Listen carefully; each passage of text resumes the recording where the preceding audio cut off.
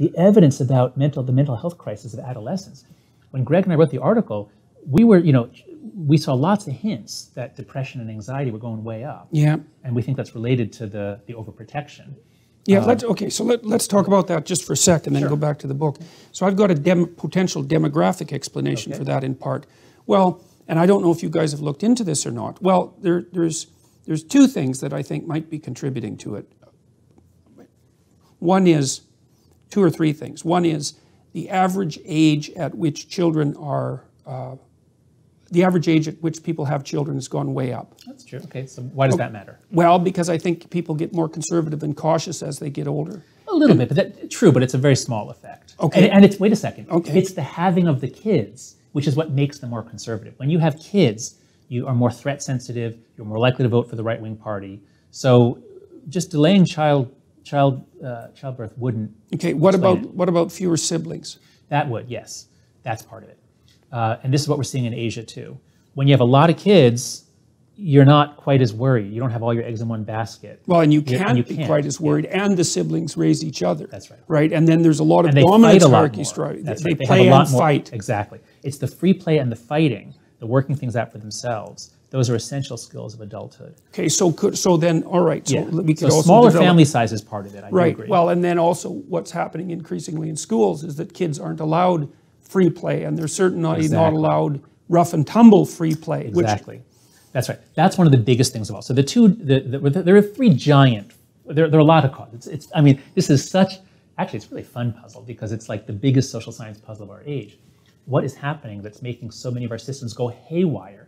And I'm focusing on the universities. The big three, I would say, are one is the loss of unsupervised free play. Yeah, okay. And Peter Gray has been brilliant on this. He's at Boston College, showing how even among young animals, they have to practice the skills for adulthood. Yeah. And getting in conflicts. Hanks has shown that too. Exactly. So getting in conflicts and then dealing with it, and sometimes losing, and you come back. Having a game in which there's a problem, but you have to work it out or the game stops. That's what kids always did. Yeah. It's only recently, beginning in the 90s, that they're always supervised because we're afraid if we take our eyes off them, they'll be kidnapped. And that was never a risk. Never a risk. You know, I've kind of wondered about this gender flexibility issue as a form of delayed fantasy play. Oh, you're getting Freudian on me. Go ahead. Well, because it looks to me like that is, you know, when kids are little and 3 and 4, say 3 to 7, they do a tremendous amount of identity play. You know, they pretend they're animals. They pretend they're parents. They pretend they're girls if they're boys. They pretend they're boys if they're girls. Like, they really do a tremendous amount of identity play. Right. And one of the things that's been really puzzling me is, well, what happens if that isn't, if they never have an opportunity for that because they're not engaging in fantasy play? Maybe it's just delayed till adulthood. Oh, that's interesting. So, because play, it's almost impossible to overstate the importance of that rough and tumble play, and then the fantasy play that enables you to adopt different identities, and then the negotiated games that you talked about that enable people to handle both victory, but even more importantly, loss. That's right. So no, that's plausible. That could well be. I have no opinion on. But the big three factors that I think are explaining part of what's happening on campus are, one, the loss of the unsupervised play, so that the kids there's always an adult present, and so they come to college and they expect there to be an adult or dean somebody if there's a conflict. That's one. 2 is social media, which hit just as iGen, internet generation. This is Jean Twenge's work. You know, we used to think that the millennial generation ends in 1998 or 2000, but Jean Twenge shows, looking at 4 large data sets, that birth year 1995. Kids born in 1995 and after are really different. Their values are different. They have much higher rates of anxiety and depression, especially the girls. Boys have gone up, girls have gone way up. And the reason seems to be that Facebook lowered its age. So in 2005, you had to be a college student at a certain number of colleges to get Facebook. In 2006, you could be any 11-year-old who lies and says that she's 13 and you've got a Facebook account. But then you're using it on your parents' PC. And in 2007, the iPhone comes out, and it saturates the market faster than any consumer product ever has. So by 2010 or 11, a lot of adolescents have Facebook and other social platforms. And this is just devastating, especially to girls, because it's not texting. Texting is just me to you, you know, that's back and forth. That's fine. That, you know, when we were kids, you called your friends on the phone. That's fine. The problem seems to be, according to Twenge, it's especially platforms in which you put something out and then you wait and see what everyone says about it. And that especially is damaging to girls who already are at risk of eating disorders and image disorders. Okay. So girls become more susceptible to negative emotion when they hit puberty. Well, yes, that's right. That's always been the case. But then there's another issue too with regards to female aggression. So, you know, it's clearly the case that males are more likely to be physically damaging / aggressive than females are. But what females use is reputation savaging. That's right. So that's Nikki Crick's work. Nikki Crick passed away a couple years ago, showed that if you add it all up, boys and girls are equally aggressive. But the boys' aggression is more physical, the girls' is more relational.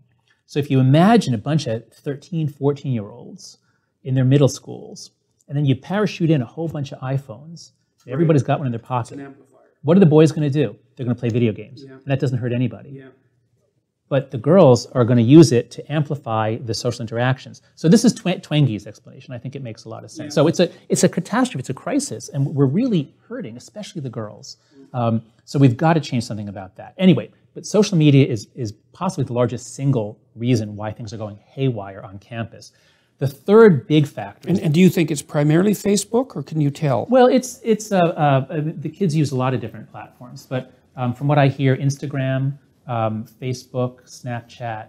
Again, the thing is, it's one to many. That's what's bad. Anything. If it's you put something out there and you see how many people like it, that's what's bad. Right, and there's always the threat that it'll go viral in a terrible way. So that's like a hammer. Exactly. There's a sword of Damocles over unlimited, your head. That's perfect. Unlimited damage. Unlimited downside to saying something. So what do you do? So they're all careful. Right. So I don't know if I want to like that post because, you know, I could get in big trouble for it. Right. Well, the benefit to liking it is minimal, and the potential catastrophe for discipline. Unless you're expected to like it, in which case you better like it, because if you don't like it, you'll get in trouble. So it's a much more of a mob mentality. Kids are afraid. You know, I'm not blaming the kids. I'm very sympathetic to them. And these are my kids. My kids are 11 and 7. They're going to come up into this. So the kids have been raised in a social environment that's much more about mob formation and mob attacks and defenses against mobs. And then so the third factor then is the political polarization and the purification of our institutions. So if you imagine coming up in the 90s, when political polarization is going up, we're beginning to hate each other more across party lines, but it's not that hard, not that nasty. But it's been getting much, much more hostile. So that now, if someone goes to a campus Republicans meeting, if it's a Democrat who goes to a meeting of the campus Republicans, as happened at UC Santa Cruz a couple weeks ago, and someone finds out, you know, the hatred, the cross-party hatred, is so much stronger now, and many of our institutions are much purer. So if you went to college in the 90s, there might have been a few conservative professors around, but now there aren't. So as you said before, it's like exposure therapy. If you've never encountered a conservative idea, and then a conservative like Heather McDonald comes to speak on your campus, well, this is like a major immune response problem. We've got to get the tribe together and mob her and you know, shut her down. So those are there are many other reasons, but the loss of unsupervised play, social media, and rising polarization. Those are the three big ones. Right. Well, those are big problems, especially the loss of unsupervised play. It's not obvious at all how that might be addressed. Yes, it is. Okay, good. Everyone should just buy Lenore Skenazy's book, Free Range Kids, and then they should loosen up and give their kids more unsupervised time. Now, you can't do this alone. You'll be arrested. Yeah. I tried to get my son to go out across the street to, you know, buy groceries when he was, 9 years old. Yeah. And he'd say, like, but, Daddy, people look at me funny. There are no other kids out there. And so Lenore has started a fantastic organization called Let Grow. So if viewers go to letgrow.org. Okay, we'll put all this in the description, all of these things. Great. So I'm on the board of it as an advisor. Peter Gray, an expert on play, is on the board. And they're doing these simple things, simple things, like you convince a school to just open up the playground an hour early, or keep it open after school. Why should kids always have organized activities and soccer practice? Just give them a place to play where there's a nurse available if someone gets hurt.